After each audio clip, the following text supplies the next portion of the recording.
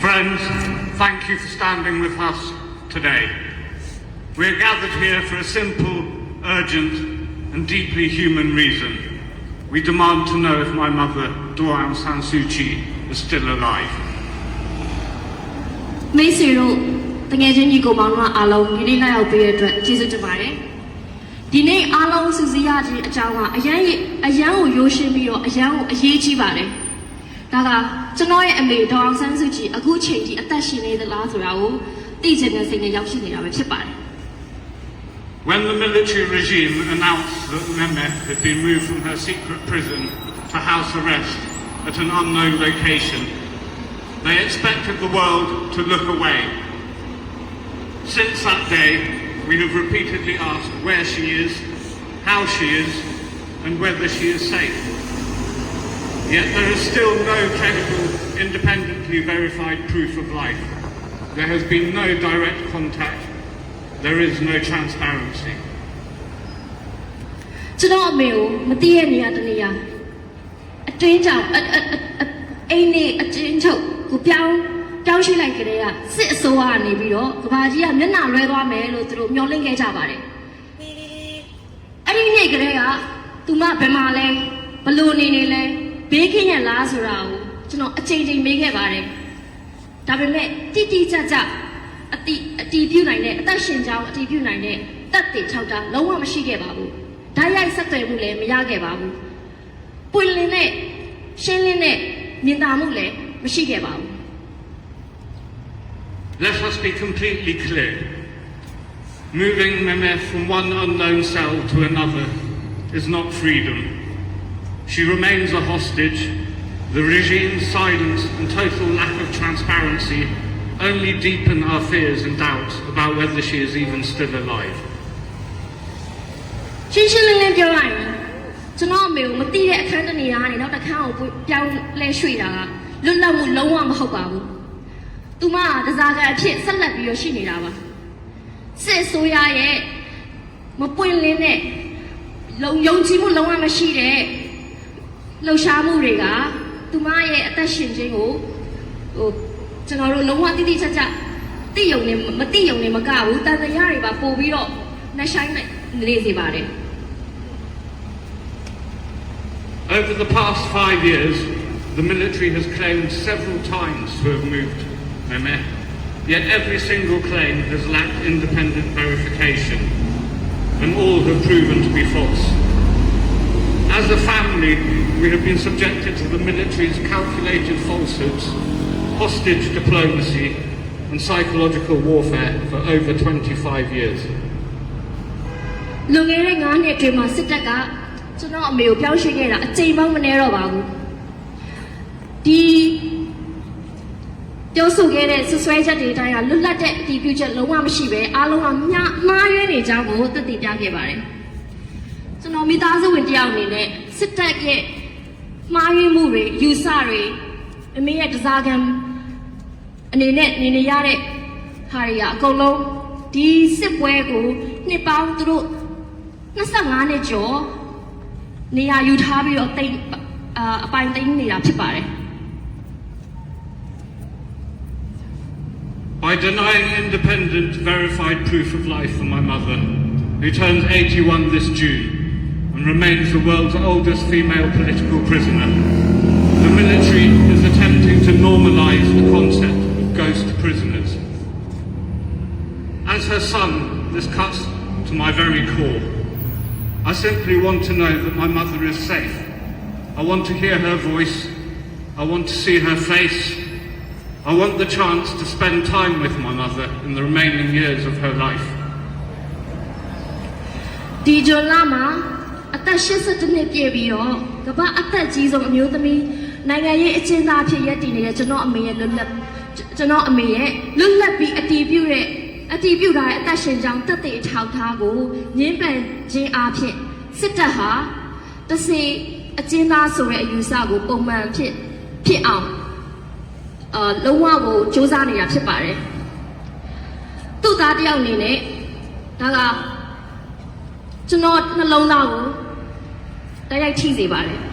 ကျွန်တော်အမေဘေးကင်းတယ်ဆိုတာရိုးရိုးရှင်းရှင်းလေးသိချင်တာပါသူ့ အတန်ကိုကြားကျင်ပါတယ်သူ့မျက်နှာကိုမြင်ကျင်ပါတယ်ကျွန်တော်ဘဝကြံရှိနေတဲ့နှစ်တွေမှာကျွန်တော်အမေနဲ့အတူတူအချိန်ပြုံးခွင့်အခွင့်အရေးလိုချင်ပါတယ် This is not a matter of politics. This is a matter of basic humanity.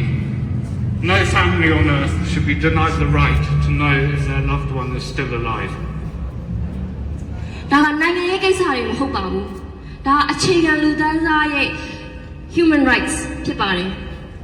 ကမ္ဘာပေါ်မှာရှိတဲ့မိသားစုတိုင်းဟာသူတို့ချစ်ရတဲ့သူအသက်ရှင်နေသေးလားဆိုတာကိုသိခွင့်ကိုညှိပန်ခံရတာကလုံးဝမဖြစ်သင့်ပါဘူး So today, we call on the military regime to do something very simple, yet entirely non-negotiable. Provide credible, independently verified proof of life. Not an old photo, not a vague statement, and do it now. Allow immediate independent access by international organisations, including the International Committee of the Red Cross and the United Nations,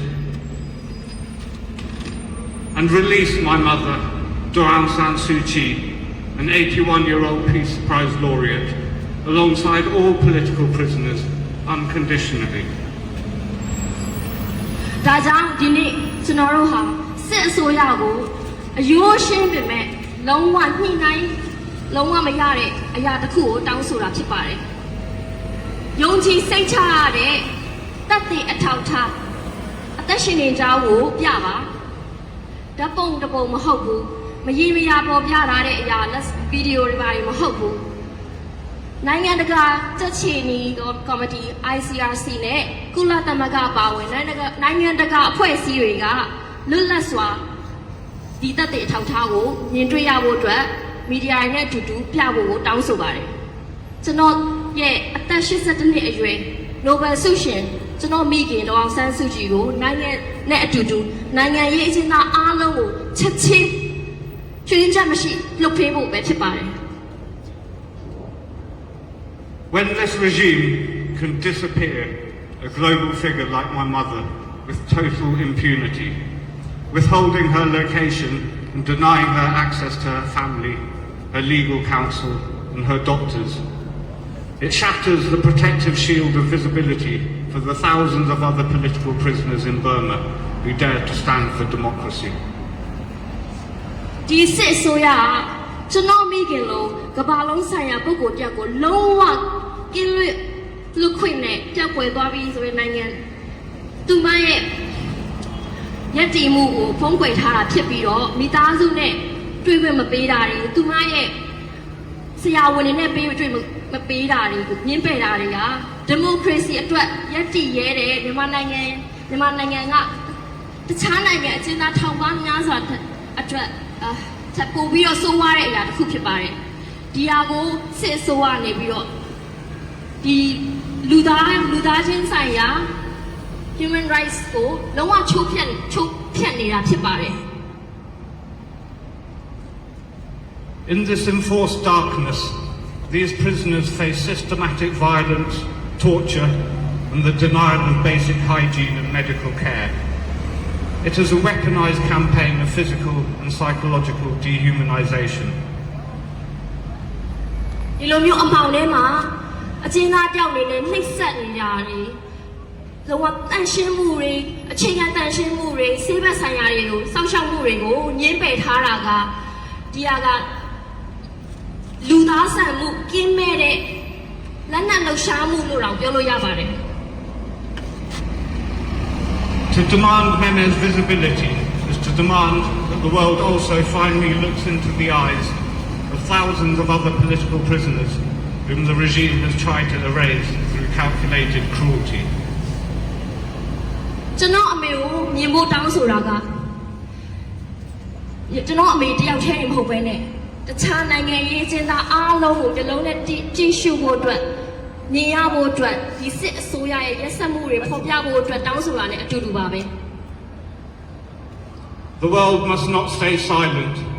while Meme is hidden from her family and her people. Please continue to speak out. Your voice is her lifeline. Your voice matters. freedom for Meme, freedom for all. Jesu Tumbade.